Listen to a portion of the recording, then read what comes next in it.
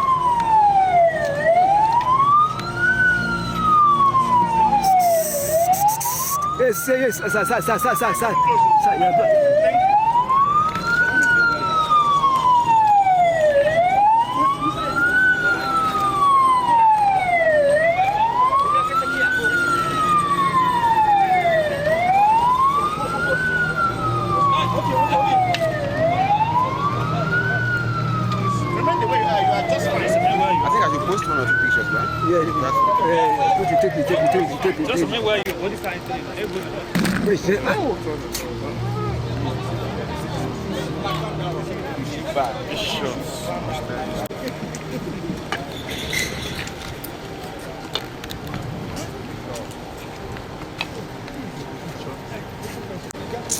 You are broken.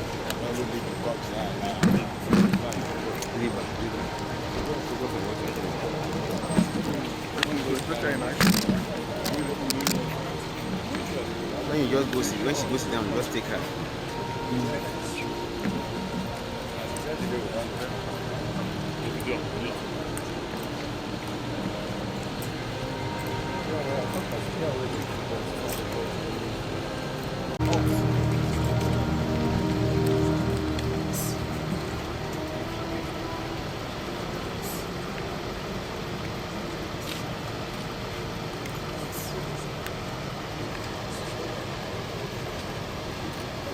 My battery remains 1%. I can't do this.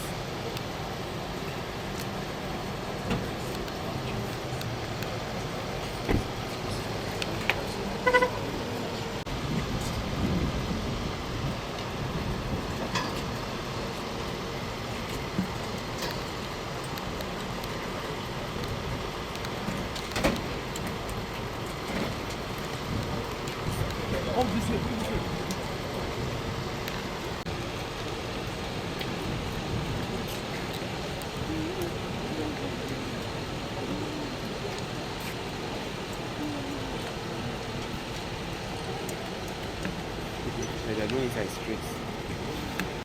Which one is the one in the center?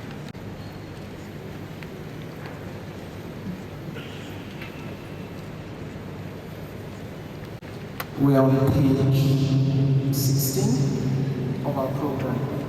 This is the body of Lieutenant General Taoreed Lagbaja, burial. Let us pray with confidence to God, giver of life, that He will. Heavenly Father, we have power over death, so that we may not be overcome by the world and miss our fellowship with you in heaven, but keep our faith constant in your Son, who is Jesus Christ, from all evil, and set him free from every bond, that he may rest with all your sins.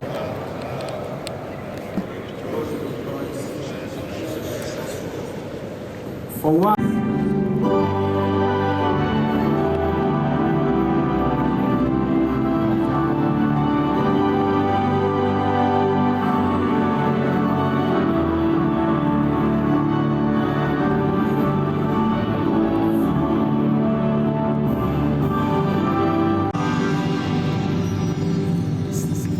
For I am persuaded that neither death, no life, no angels, no principalities, no powers, no things present, no things to come, no height, no depth, or any other creature shall be able to separate us from the love of God, which is in Christ Jesus, our Lord.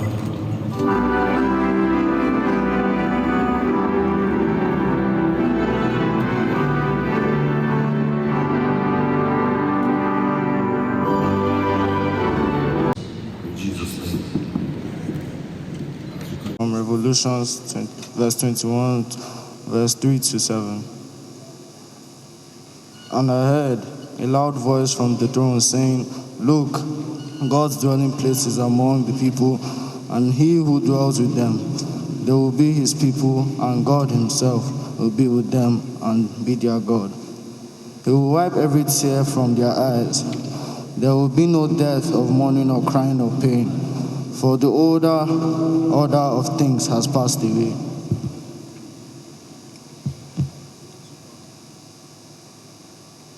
He who was seated on the throne said, "I am making everything new." Then he said, "Write this down, for these words are trustworthy and true." He said to me, "It is done. I am the Alpha and the Omega, the beginning and the end. To the thirsty, I will give water without cost from the spring of the water of life. Those who are victorious will inherit all this, and I will be their God, and they will be my children." This is the word of the Lord.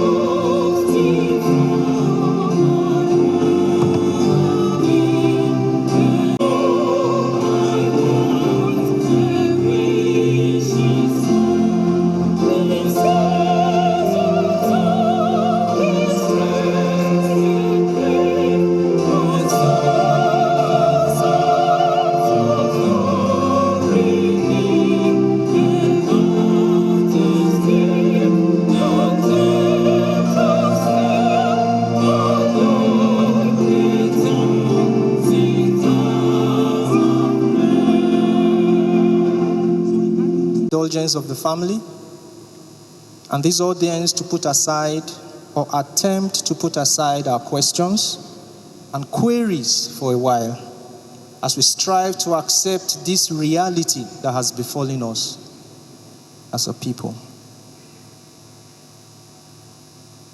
Our text is taken from the last verse of the only lesson as read by the children, Revelations chapter 21, verse 7. They who are victorious will inherit all these, and I will be their God, and they will be my children. We shall examine the theme, the life of victory. The life of victory. Victory as a word or concept simply connotes success or triumph. Success or triumph, when achieved, gives a great sense of pleasure to the concerned. Every creature seeks the attainment of victory. In fact, the crave for victory is not only very natural, but basically intrinsic. The surge of fulfillment that comes after victory or success is an experience that is usually enjoyable both for the military and the civilian populace. And though tribes and tongues may differ, though our political or religious alignment may differ, and though we may be of different class status, and though we have and maintain our denominational diversities, yes, for both male and female, for the adult and the child, the taste of victory is the same.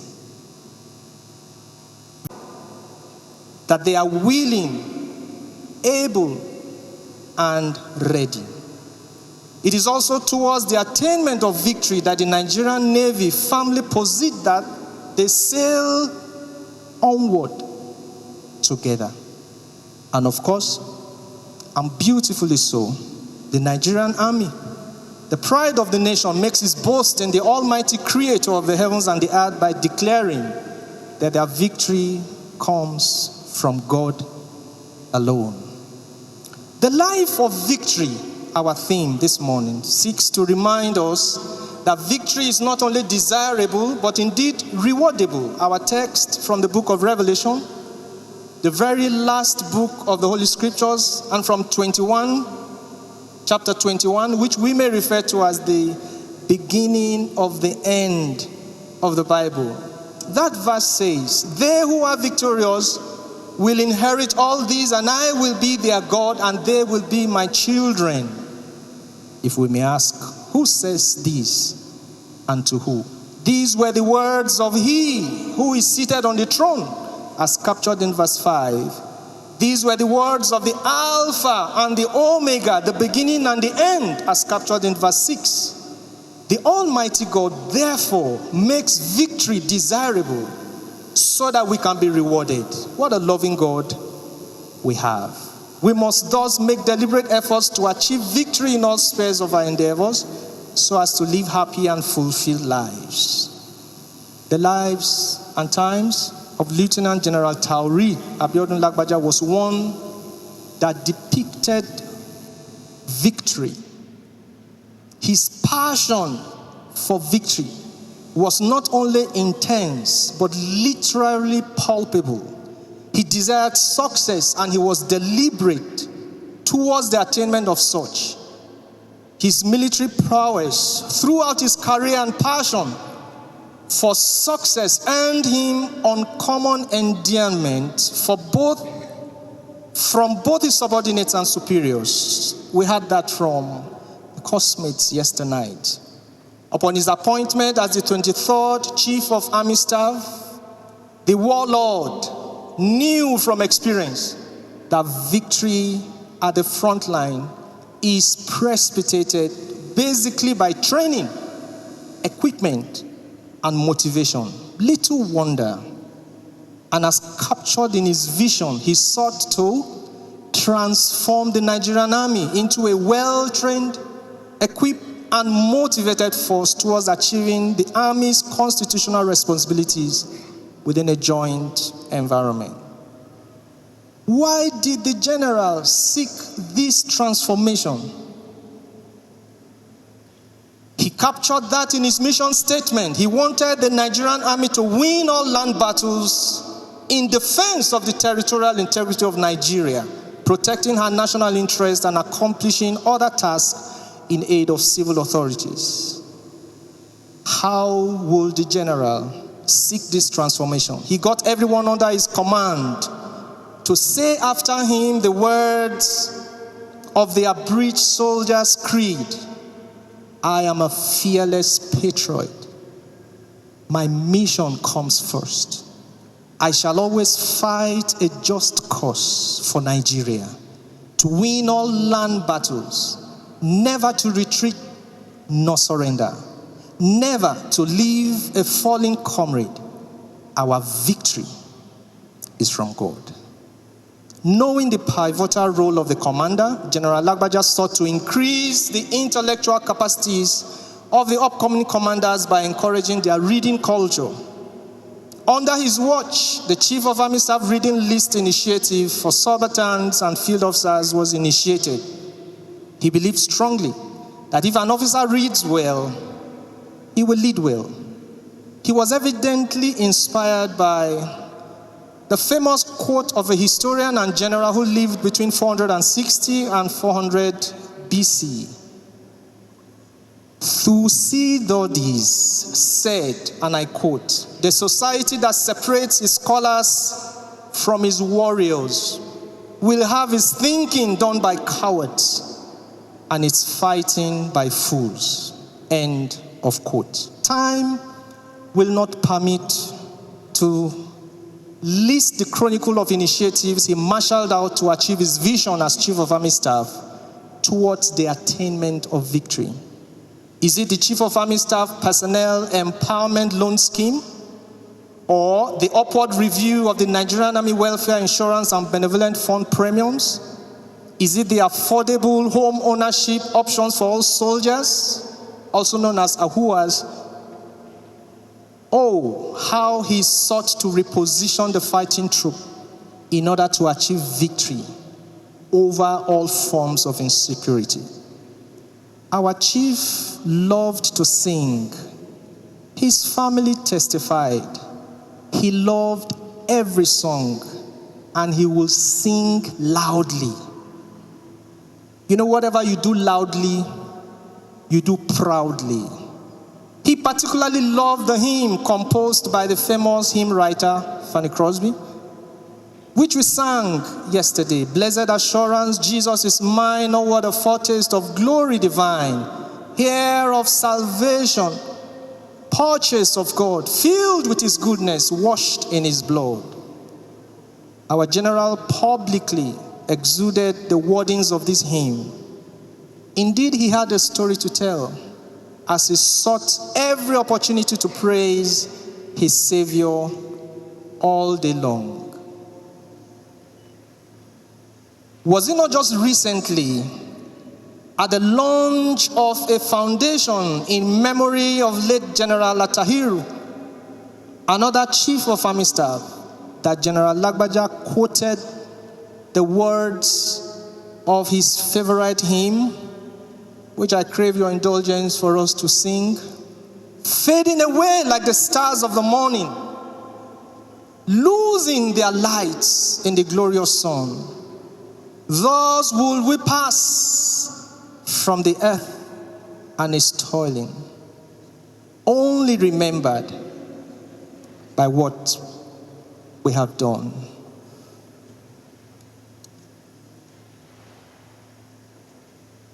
Can I have the key quickly? You may remain seated.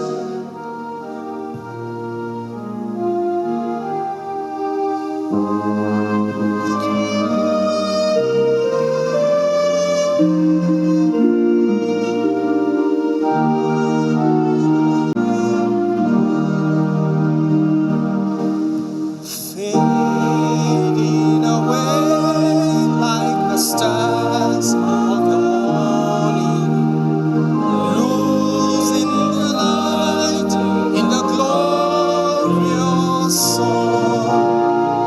Thus will we pass from the earth and its toiling, only remembered by what we have done.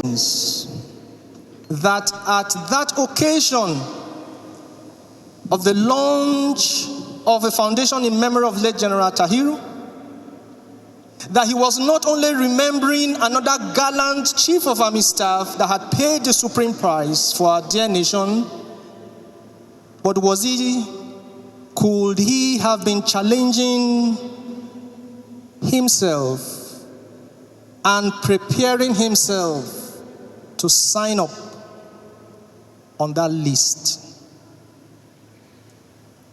Not to sing, or rather singing just 2 of these stanzas of this song in this service is deliberate.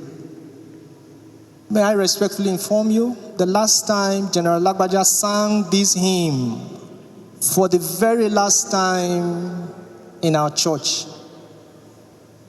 those that were close enough actually observed that he choked in emotions and could not finish the hymn. They would have wondered why. But now we know why. Was he singing himself a lullaby to sleep with the Lord? Probably yes. Our star and warrior has faded away. As the stars do in the morning, he is not dead. Stars don't die. They step aside for the day. General Lagbaja has lost his light for the glorious sun. He has passed on from this earth and its toiling, only to be remembered by what he has done. Our heroic general will surely be remembered by all he has done. What will you and I be remembered for? If I may ask. This is a question worth pondering about, because once you and I pass on like the general, we cannot influence what we want to be remembered for. And so while you and I are on this stage called life, let's make our impact before we are ushered out into the great beyond. We just sang before this sermon, it pays to serve Jesus. I speak from my heart. He'll always be with us if we do our part. There's not in this wide world can pleasure afford, and there's peace and contentment in serving the Lord. And of course, the refrain which he loved so much, I love him far better than in days of yore. I'll serve him more truly than ever before. I'll do as he bids me, whatever the cost. I'll be a true soldier. I'll die at my post. Here lies today the remains of General Taoreed Lagbaja, the 23rd Chief of Army Staff, who died victoriously at his post as a true soldier of Christ. Here lies the valiant warrior that sought every way to indoctrinate his troops to imbibe the warrior ethos in case they would have to pay the supreme price, just as he has paid. The military personnel, upon enlistment or commissioning, signs a commitment, which actually we may boldly term a death warrant. We fight in order to live, and we live in order to fight. Sometimes we fight to die, but of course we die to live again. Dying to live, therefore, remains our solace. Life after death embodies victory at last, as captured in our text. As I strive to conclude, our text says again, they who are victorious will inherit all these, and I will be their God, and they will be my children. Understanding the context of victory in our text is better enhanced if you read the next verse, which is verse 8. But cowards, unbelievers, corrupt, murderers, the immoral, those who practice witchcraft, idol worshippers, and all liars, their fate is in the fiery lake of burning sulfur, which is the second death. While this verse relays a bitter truth, Herein lies the true description of a life that is not victorious. The flip side of victory is failure. All these character flaws listed and many more like them connotes a life of failure. These are not the things to be remembered for when you fade away.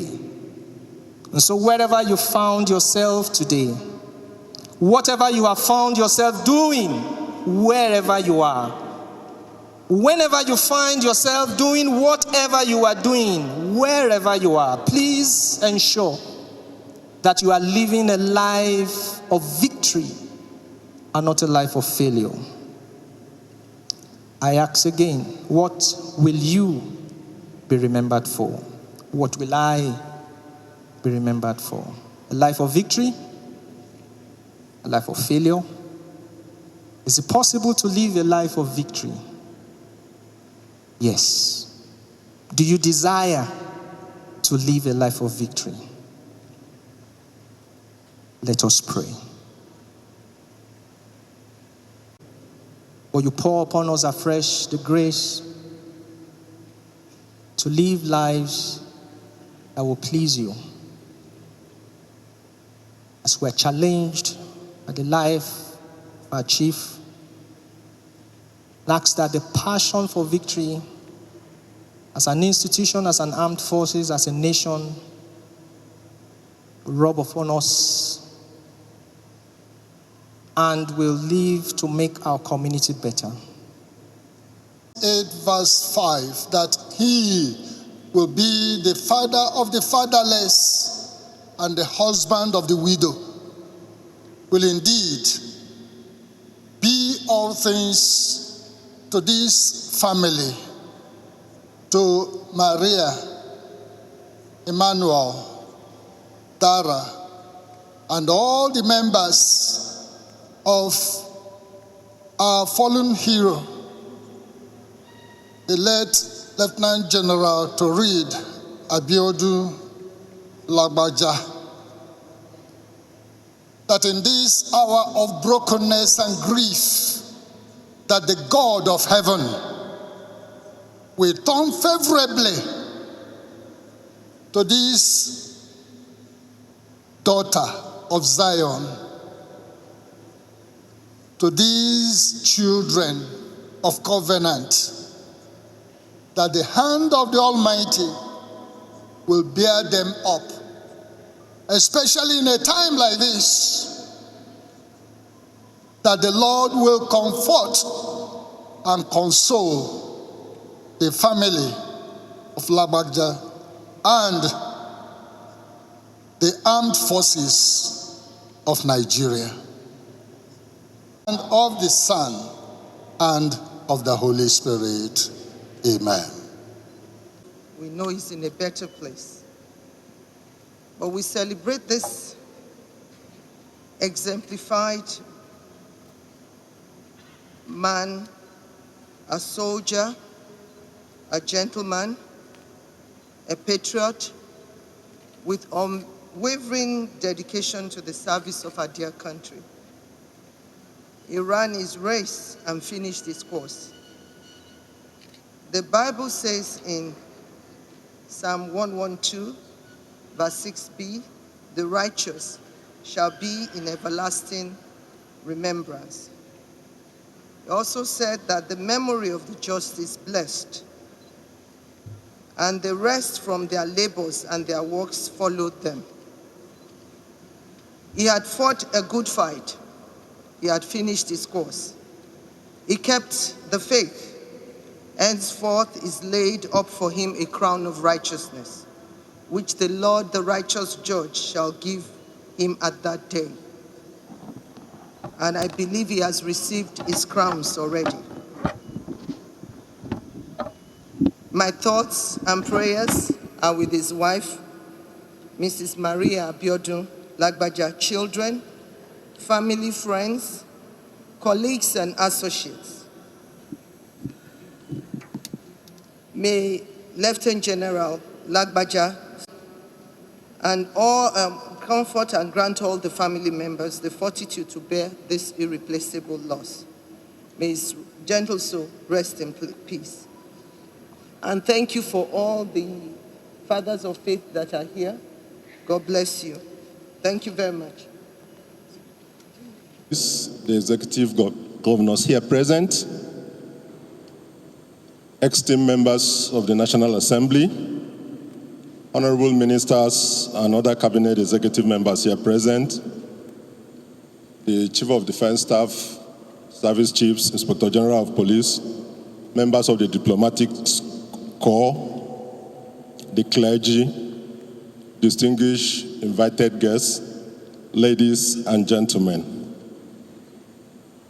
Permit me to once again welcome you all to this center, venue of the funeral service to honor the life and legacy of a truly distinguished individual, our late Chief of Army Staff, Lieutenant General Taoreed Lagbaja.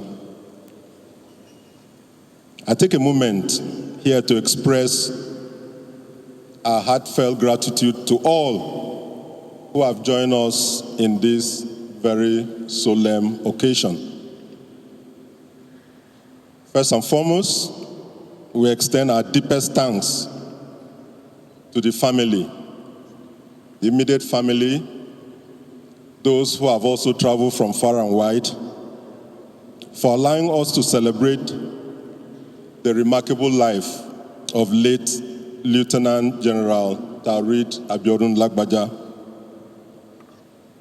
I will also most sincerely thank all our eminent and distinguished guests for coming to attend this all-important event, which is part of the series of activities planned to honor our departed amiable Chief of Army Staff.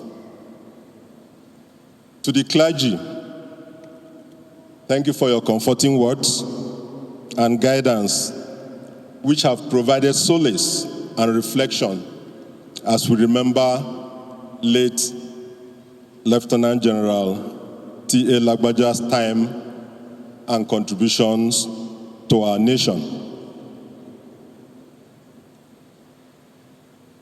Taking out your time despite your tight schedule and short notice goes a long way to show the endearment and the love you all have for not just the late Chief of Army Staff, but also the Nigerian Army and indeed the Armed Forces of Nigeria. We remain grateful to God for the opportunity to serve our nation at a moment like this, and especially with this solemn occurrence. It has been a very great pleasure sharing this memorable time with you. May the good Lord bless us all as we proceed to the final resting place of the late Chief of Army Staff. Thank you all.